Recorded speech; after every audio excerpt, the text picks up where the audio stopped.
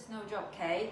In today's video, I'm going to really come out of my comfort zone and try to plaster this new wall. Let's go. I have never plastered in my life, so before I started, I did a lot of research, watched a lot of videos on YouTube to try to understand how this should be done. I will share with you the YouTube channel I found the most helpful for myself with you.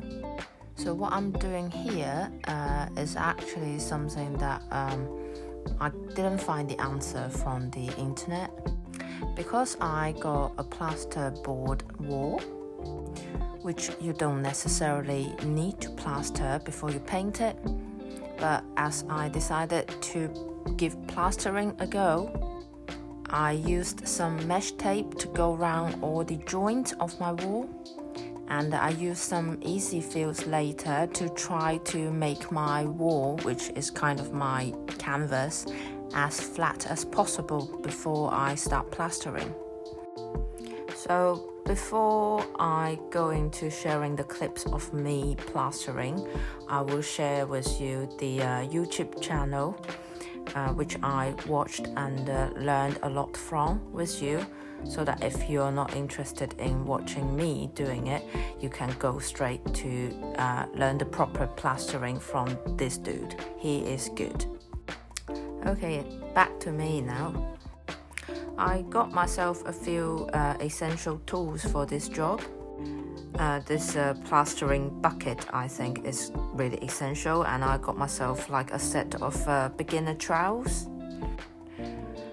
One thing about mixing the plaster I learned from my study online is that you need to always put water in first and then the powder in later.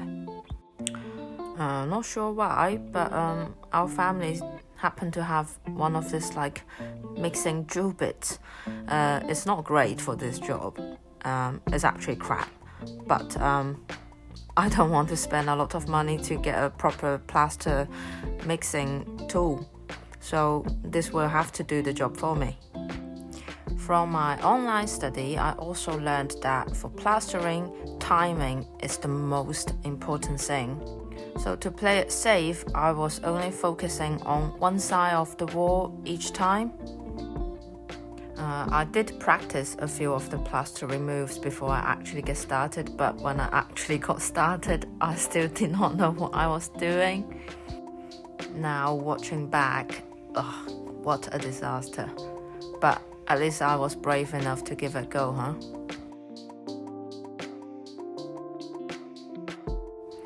So this is what my wall looked like after my first coat of plastering.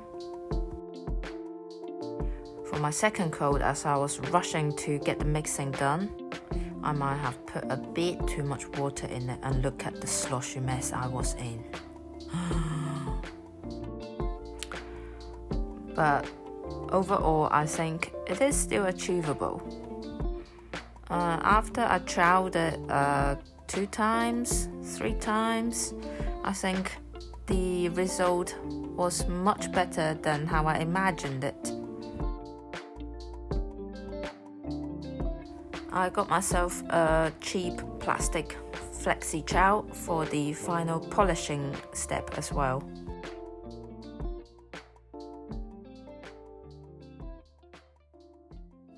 I plastered the other side of the wall the next day. With the experience I gained from doing one side, I felt so much more confident. I just hope seeing someone like me who has got zero experience of plastering but giving it a go can give you the confidence to give it a go as well. I was actually really happy with the result, and I felt very proud of myself for being brave enough to give this task a go. In my next video, I will show you how I hang the door onto this wall, which will also be the last episode of our wall. Thank you for watching, and see you next time.